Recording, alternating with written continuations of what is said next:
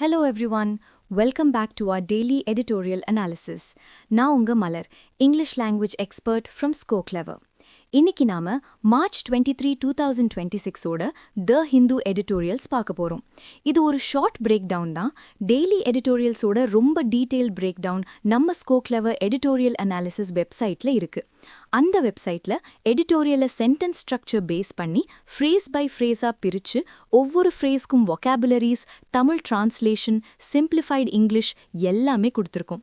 அது மட்டும் இல்லாம சென்டென்சஸோட கான்டெக்ஸ்ட், பேக்ரவுண்ட், 5 பாயிண்ட் சம்மரி, அப்புறம் எடிட்டோரியலோட டோன் எல்லாமே தெளிவா எக்ஸ்பிளைன் பண்ணியிருப்போம். கூடவே எக்ஸாம் ஸ்டாண்டர்ட் ரீடிங் காம்ப்ரிஹென்ஷன் கொஸ்டின்ஸும் இருக்கு. வெப்சைட் லிங்க் டிஸ்கிரிப்ஷன்ல இருக்கு. அதே மாதிரி ScoCleverல இருந்து டெய்லி பிரீமியம் எடிட்டோரியல் வொக்காபுலரிஸ் பிடிஎஃப்ஸும் ப்ரொவைட் பண்றோம். இம்பார்ட்டன்ட் வொக்காபுலரிஸ்க்கு எக்ஸ்பிளனேஷன் இருக்கிற இந்த பிடிஎஃப் நம்ம ScoClever டெலிகிராம் சேனல்ல ஃப்ரீயாவே கிடைக்கும். சேனல்ல ஜாயின் பண்ற லிங்க்கும் டிஸ்கிரிப்ஷன்ல இருக்கு. ஒரு சின்ன ஸ்டடி டிப், நான் எக்ஸ்பிளைன் பண்ணும்போது ஏதாவது சென்டென்ஸ் புரியலனா feel free to pause and analyse. Meaning புரிஞ்சதுக்கு அப்புறம் அந்த சென்டென்ஸை 2 தடவை கொஞ்சம் சத்தமா ரீட் பண்ணி பாருங்க. பிகினர்ஸ் இந்த மாதிரி டெய்லி பண்ணிட்டு வந்தா ஜஸ்ட் 6 monthsல உங்க இங்கிலீஷ் நாலேஜ் டிராஸ்டிக்கலி இம்ப்ரூவ் ஆகிறத நீங்களே பாப்பீங்க. சரி, இப்போ நம்ம ஃபர்ஸ்ட் எடிட்டோரியல்குள்ள போலாம். Digital exile on digital censorship. Digital exile, digital தணிக்கை குறித்து. The government could be creating a system, அரசாங்கம் ஒரு அமைப்பை உருவாக்கலாம், of arbitrary censorship, தன்னிச்சையான தணிக்கை முறையை. Arbitrary அப்படின்னா எந்த ஒரு முறையான காரணமும் இல்லாம தன்னிச்சையா ஒரு முடிவெடுக்கிறதுன்னு அர்த்தம். A decade-long trend in digital governance in India, இந்தியாவில் டிஜிட்டல் ஆளுகையில் கடந்த 10 ஆண்டுகளாக நடந்து வரும் ஒரு ட்ரெண்ட் crescendoed last week, கடந்த வாரம் உச்சத்தை எட்டியது.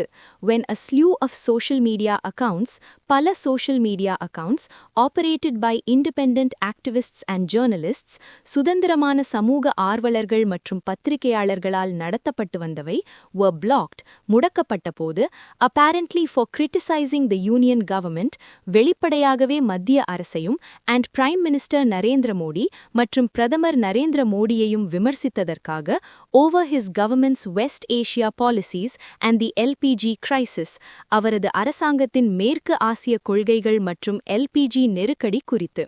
crescendoed அப்படின்னா ஒரு விஷயம் அதோட உச்சத்தை அடையிறது. slew அப்படின்னா அதிக அளவிலான அப்படின்னு அர்த்தம்.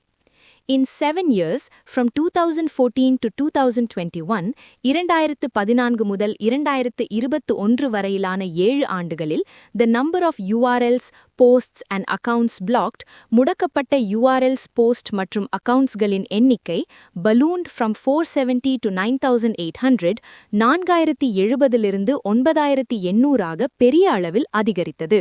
Since then, there is evidence, அதன் பிறகு அதற்கான ஆதாரங்கள் உள்ளன, that entire accounts, முழுமையான accountsமே, especially if they were publishing politically unfavorable comments, குறிப்பாக அரசியல் ரீதியாக அரசாங்கத்திற்கு பாதகமான கருத்துக்களை வெளியிட்டால், were being blocked, முடக்கப்பட்டு வந்தன. ballooned அப்படின்னா பலூன் மாதிரி ஊதுவது, அதாவது வேகமாக அதிகரிப்பது அப்படின்னு அர்த்தம். There was a wave of censorship, தணிக்கைகளின் ஒரு அலையே வீசியது, during the farmers' protest in 2020-21, 2020-21 விவசாயிகள் போராட்டத்தின் போது. The government restored many accounts, அரசாங்கம் பல அக்கவுண்ட்ஸை மீண்டும் பயன்பாட்டுக்கு கொண்டு வந்தது, after international outcry, சர்வதேச அளவில் கடும் எதிர்ப்பு எழுந்த பிறகு, but this also demonstrated, ஆனால் இது ஒன்றை நிரூபித்தது, that it was not beyond mass censorship, அது ஒட்டுமொத்த தணிக்கைக்கு அப்பாற்பட்டது அல்ல என்பதை. Similarly, இதேபோல, the government used emergency powers, அரசாங்கம் அவசரகால அதிகாரங்களை பயன்படுத்தியது, under the IT rules, IT விதிகளின் கீழ், to block links to a BBC documentary in 2023, 2023 ஒரு BBC ஆவணப்படத்தின் லிங்க்ஸை முடக்க, which also expanded the definition, இது அந்த வரையறையையும் விரிவுபடுத்தியது, of what constituted a threat to public order, பொது அமைதிக்கு அச்சுறுத்தல் என்பது எதை குறிக்கிறது என்பதற்கான. But when Twitter, now X, challenged several blocking orders, ஆனால் ட்விட்டர், அதாவது இப்போதைய எக்ஸ், பல முடக்கு உத்தரவுகளை எதிர்த்து வழக்கு தொடர்ந்தபோது between 2021 and 2022, 2021 மற்றும் 2022க்கு இடையில் இந்த கர்நாடகா ஹைகோர்ட், கர்நாடகா உயர்நீதிமன்றத்தில் the High Court dismissed the plea, உயர்நீதிமன்றம் அந்த மனுவை தள்ளுபடி செய்தது and fined Twitter, மேலும் ட்விட்டருக்கு அபராதம் விதித்தது, further emboldening the state, இது அரசாங்கத்திற்கு மேலும் தைரியத்தை அளித்தது to censor அக்கவுண்ட்ஸை தணிக்கை செய்ய. emboldening அப்படின்னா ஒருத்தருக்கு தைரியம் கொடுப்பது அப்படின்னு அர்த்தம். In Shreya Singhal 2015, 2015 நடந்த ஸ்ரேயா சிங்கால் வழக்கில் the Supreme Court of India upheld Section 69A, இந்திய உச்சநீதிமன்றம் Section 69A-ஐ உறுதி செய்தது of the IT Act 2000, 2000 ஆண்டின் IT சட்டத்தின், precisely because of its procedural safeguards, அதிலுள்ள நடைமுறை பாதுகாப்புகளுக்காகவே, including requiring reasoned orders and judicial review, காரணங்கள் கூறப்பட்ட உத்தரவுகள் மற்றும் நீதித்துறை ஆய்வு தேவை என்பது உட்பட. ப்ரொசீஜரல் சேஃப்கார்ட்ஸ் அப்படின்னா ஒரு சட்டம் தவறா பயன்படுத்தாம இருக்க அதுல வெச்சிருக்க நடைமுறை பாதுகாப்புகள்.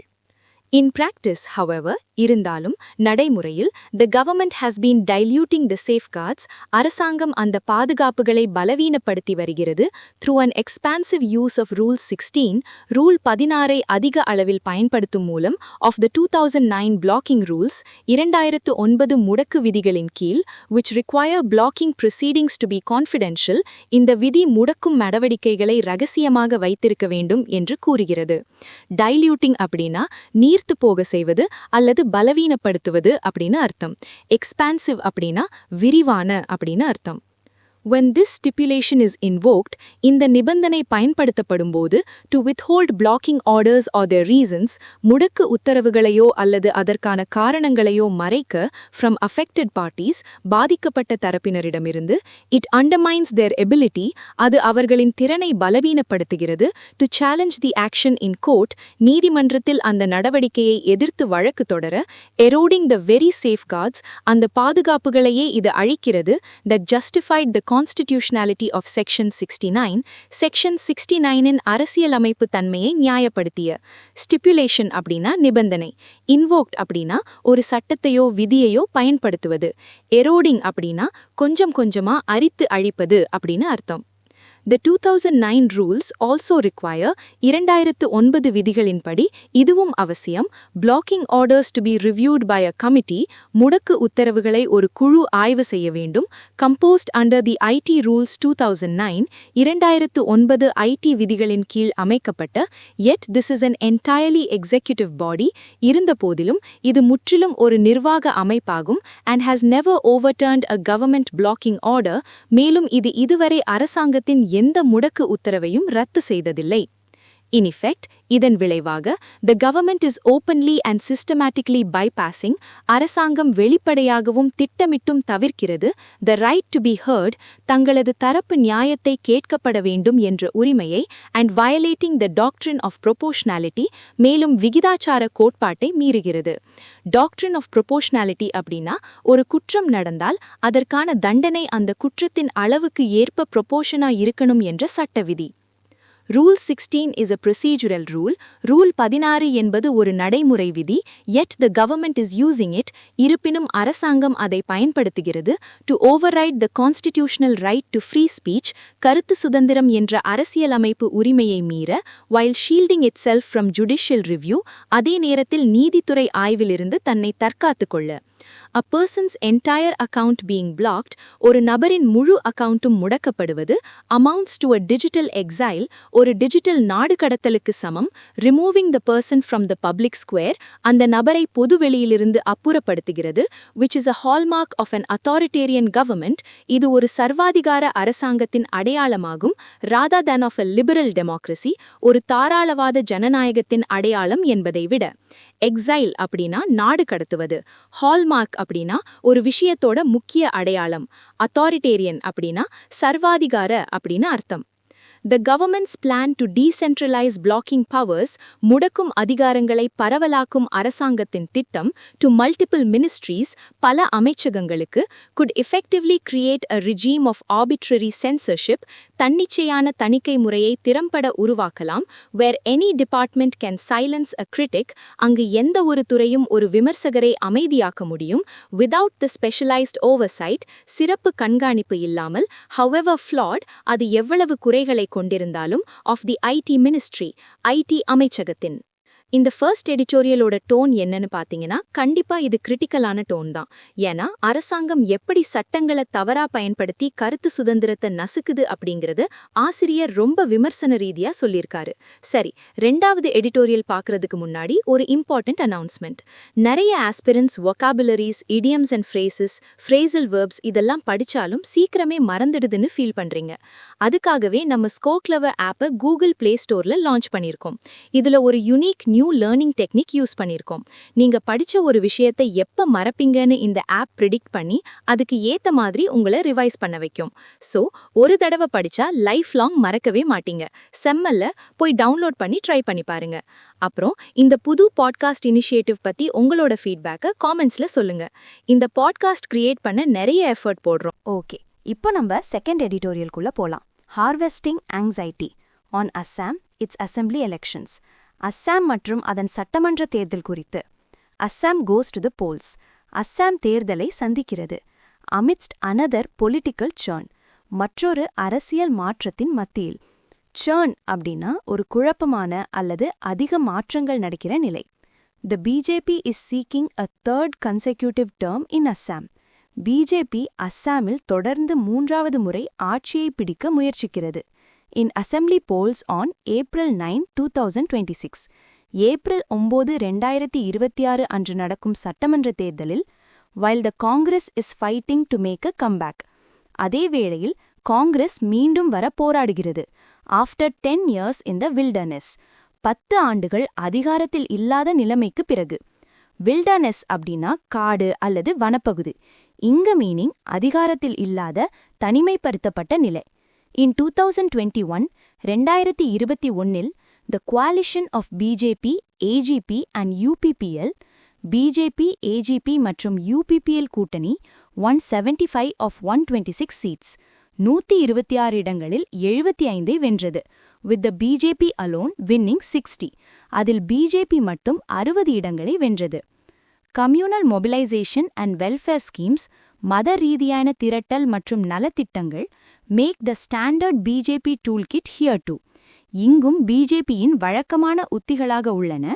But Assam is a unique theatre. ஆனால் அஸ்ஸாம் ஒரு தனித்துவமான களம். ஆஃப் பொலிட்டிக்கல் எக்ஸ்பெரிமெண்டேஷன், அரசியல் பரிசோதனைக்கான. For the party and its governments, அந்த கட்சிக்கும் மற்றும் அதன் அரசாங்கங்களுக்கும். At the state and the centre, மாநில மற்றும் மத்திய அளவில். கம்யூனல் மொபிலைசேஷன் அப்படின்னா மதத்தின் அடிப்படையில் மக்களை ஒன்று திரட்டுவது. Conflicts over large scale migration of Bengali speaking people, Bengali பேசும் மக்களின் பெருமளவிலான குடியேற்றங்கள் தொடர்பான மோதல்கள். Have long shaped Assam's politics, நீண்ட காலமாக அஸ்ஸாம் அரசியலை வடிவமைத்துள்ளன. நேட்டிவிஸ்ட் பாலிடிக்ஸ் டெவலப்ட், உள்ளூர் மக்களின் அரசியல் உருவானது. primarily in opposition to this migration, முக்கியமாக இந்த குடியேற்றத்திற்கு எதிர்ப்பாக. நேட்டிவிஸ்ட் பாலிடிக்ஸ் அப்படின்னா வெளியூர் ஆட்களை விட அந்த மண்ணின் மைந்தர்களுக்கு முன்னுரிமை அளிக்கும் அரசியல். The BJP's growth has come, பிஜேபியின் வளர்ச்சி வந்துள்ளது, by recasting that nativism, அந்த உள்ளூர் அரசியலை மாற்றி அமைப்பதன் மூலம். into a question of Hindu-Muslim conflict, Hindu முஸ்லிம் மோதல் என்ற கேள்வியாக. Creating a new political dynamic, இது ஒரு புதிய அரசியல் சூழலை உருவாக்குகிறது. வீக்கனிங் சப்நேஷனல் அவுட்ஃபிட்ஸ், உள்ளூர் கட்சிகளை பலவீனப்படுத்தி. அண்ட் ப்ரெஷரிங் த காங்கிரஸ், மற்றும் காங்கிரஸுக்கு அழுத்தம் கொடுத்து. ரீகாஸ்டிங் அப்படின்னா ஒரு விஷயத்தை வேற ஒரு வடிவத்தில் மாற்றி அமைப்பது. த சிட்டிசன்ஷிப் அமெண்ட்மெண்ட் ஆக்ட் 2019, 2019 குடியுரிமை திருத்தச் சட்டம், enacted a communal eligibility clause, ஒரு மத ரீதியான தகுதி விதியை இயற்றியது. for people who entered India from Bangladesh, வங்கதேசத்திலிருந்து இந்தியாவுக்குள் நுழைந்தவர்களுக்காக. நேட்டிவிஸ்ட் ஆப்போசிஷன் டு சிட்டிசன்ஷிப், குடியுரிமைக்கு உள்ளூர்வாசிகளின் எதிர்ப்பு. For any immigrant including Hindus, இந்துக்கள் உட்பட எந்த ஒரு குடியேறிகளுக்கும் அண்ட் அதர் ஃபேக்டர்ஸ் மற்றும் பிற காரணிகளும் stalled the large scale roll out of the law. இந்த சட்டத்தின் பெரிய அளவிலான செயல்பாட்டை தடுத்து நிறுத்தியது. But rhetoric over demographic change, ஆனால் மக்கள் தொகை மாற்றம் குறித்த பேச்சுகள் remains the mainstay of politics, அரசியலின் முக்கிய தூணாகவே தொடர்கிறது. ஸ்டால்ட் அப்படின்னா தடுத்து நிறுத்துவது, ரெட்டரிக் அப்படின்னா கவர்ச்சிகரமான வெற்று பேச்சுகள், மெயின் ஸ்டே அப்படின்னா முக்கிய ஆதாரம். This will be the first assembly poll. இதுவே முதல் சட்டமன்ற தேர்தலாக இருக்கும் after the 2023 delimitation of constituencies. 2023 தொகுதி மறுசீரமைப்புக்கு பிறகு, which has displayed patterns of communal gerrymandering. இது மத ரீதியான தொகுதி மாற்றங்களின் வடிவங்களை காட்டியுள்ளது. Reducing the impact of Muslim voters, முஸ்லிம் வாக்காளர்களின் தாக்கத்தை குறைத்து, and enhancing representation for indigenous communities, மற்றும் பூர்வீக சமூகங்களுக்கான பிரதிநிதித்துவத்தை மேம்படுத்தி. டீலிமிட்டேஷன் அப்படின்னா மக்கள் தொகைக்கு ஏத்த மாதிரி தொகுதி எல்லைகளை மறுவரையறை செய்வது. ஜெரிமாண்டரிங் அப்படின்னா தேர்தல்ல ஜெயிக்கணும்னு தங்களுக்கு சாதகமா தொகுதி எல்லைகளை முறைகேடா மாற்றி அமைப்பது. பிஜேபி ஃபங்க்ஷனரிஸ், பிஜேபி நிர்வாகிகள் including chief minister Himanta Biswa Sharma, முதலமைச்சர் ஹிமந்தா பிஸ்வா சர்மா உட்பட have been open about the intended impact. இதன் நோக்கம் குறித்து வெளிப்படையாகவே இருந்துள்ளனர். Meanwhile, இதற்கிடையில் the BJP continues to recruit leaders from the Congress. BJP தொடர்ந்து காங்கிரஸிலிருந்து தலைவர்களை சேர்த்து வருகிறது. The AIUDF கட்சி முக்கியமாக பெங்காலி பேசும் முஸ்லிம்களை பிரதிநிதித்துவப்படுத்தும் in lower Assam and the Barak valley, கீழ் அஸ்ஸாம் மற்றும் பராக் பள்ளத்தாக்கில் contributed to the collapse of the Congress in 2016. 2016 காங்கிரஸின் வீழ்ச்சிக்கு காரணமாக இருந்தது. Now fights for survival. இப்போது தப்பி பிழைக்க போராடுகிறது. Contesting alone, தனியாக போட்டியிட்டு, after exclusion from the Congress-led opposition alliance, Congress தலைமையிலான எதிர்க்கட்சி கூட்டணியிலிருந்து ஒதுக்கப்பட்ட பிறகு. The Congress has allied with the Raijor Dal. Congress ரைஜோர் தளம் கட்சியுடன் கூட்டணி வைத்துள்ளது. led by activist அகில் கோகோய், சமூக ஆர்வலர் அகில் கோகோய் தலைமையிலான, and the AJP மற்றும் AJP கட்சியுடன் a party born out of the anti-CAA movement, CAAக்கு எதிரான போராட்டத்திலிருந்து உருவான ஒரு கட்சி that channels renewed Assamese sub-nationalism. இது அஸ்ஸாமிய துணை தேசியவாதத்தை புதுப்பித்துக் கொண்டு செல்கிறது among younger voters, இளம் வாக்காளர்கள் இடையே. Their common ground is the promise, அவர்களின் பொதுவான அடிப்படை என்னவென்றால், of democratic governance, land rights and inclusive development, ஜனநாயக ரீதியான ஆட்சி, நில உரிமைகள் மற்றும் உள்ளடக்கிய வளர்ச்சி கான வாக்குறுதிதான். The AJP கட்சி, once the torch bearer of Assamese regionalism, ஒரு காலத்தில் அஸ்ஸாம் பிராந்தேயவாதத்தின் வழிகாட்டியாக இருந்த, is a junior NDA partner, contesting 26 seats. இப்போது NDA கூட்டணியில் சிறிய கட்சியாக 26 இடங்களில் போட்டியிடுகிறது. Its independent ideological space, அதன் சுதந்திர சித்தாந்த இடம், largely absorbed by its larger ally, அதன் பெரிய கூட்டணி கட்சியால் பெருமளவில் உள்வாங்கப்பட்டுவிட்டது. In போடோலாண்டில், the BJP has replaced its 2021 partner, the UPPL. BJP தனது 2021 கூட்டாளியான UPPL-ஐ மாற்றிவிட்டது with the BFP and older formation, BFP என்ற பழைய கூட்டணியுடன். In 2021, the BJP had managed to subsume, BJP உள்வாங்கிக் கொள்ள முடிந்தது, most regional sentiment, பெரும்பாலான பிராந்திய உணர்வுகளை, through alliances, கூட்டணிகள் மூலம் and the recasting of the migration debate, மற்றும் குடியேற்ற விவாதத்தை மாற்றியமைப்பதன் மூலம். சப்சியூம் அப்படின்னா ஒரு பெரிய விஷயத்துக்குள்ள சின்ன விஷயத்தை சேர்த்துக்கிறது. பிக் இன்ஃப்ராஸ்ட்ரக்சர் ப்ராஜெக்ட்ஸ், பெரிய உள்கட்டமைப்பு திட்டங்கள், ஆர் presented as milestones, மைல்கற்களாக காட்டப்படுகின்றன. But allegations of crony capitalism, ஆனால் குறிப்பிட்ட முதலாளிகளுக்கு சாதகமாக செயல்படுவதாக எழும் குற்றச்சாட்டுகள், and disregard for the environment மற்றும் சுற்றுச்சூழலை அலட்சியப்படுத்துவது ஆகியவை தீவிரமானவை. crony capitalism அப்படின்னா அரசாங்கத்துல இருக்கிறவங்க தங்களுக்கு வேண்டப்பட்ட வியாபாரிகளுக்கு, நண்பர்களுக்கு சலுகை காட்டி சம்பாதிக்க வைக்கிற முறை. Such substantive questions get sidelined. இது போன்ற முக்கியமான கேள்விகள் ஓரங்கட்டப்படுகின்றன. As fear rather than hope dominates. நம்பிக்கையை விட பயமே ஆதிக்கம் செய்வதால். சப்ஸ்டாண்டிவ் அப்படின்னா ரொம்ப முக்கியமான, அடிப்படையான அப்படின்னு அர்த்தம்.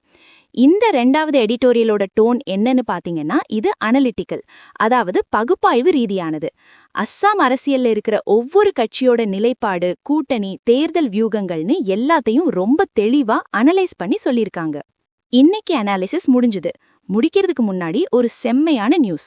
டெய்லி நைட் 7 PM நம்ம டெலிகிராம் சேனல்ல எடிட்டோரியல் வொக்காபுலரி லீக் குவிஸ் நடக்குது. இது சும்மா குவிஸ் இல்ல, IPL ஃபார் எடிட்டோரியல் வொக்காபுலரி அப்படின்னே சொல்லலாம். இதுல மந்த்லி லீக்ஸ், ஸ்கோர்ஸ், அப்புறம் சூப்பரான ரிவார்ட்ஸும் இருக்கு. அன்னன்னைக்கு படிக்கிற வொக்காப அன்னைக்கே டெஸ்ட் பண்ணி பார்க்கறதுக்கு இது ஒரு சூப்பர் வாய்ப்பு. சேனல் லிங்க் டிஸ்கிரிப்ஷன்ல இருக்கு. கண்டிப்பா ஜாயின் பண்ணுங்க. வொக்காப் லீக்ல மாஸ் காட்டுங்க. நாளைக்கு உங்களை அடுத்த எடிட்டோரியல் அனாலிசிஸோட சந்திக்கிறேன். Until then, this is Malar signing off. Take care.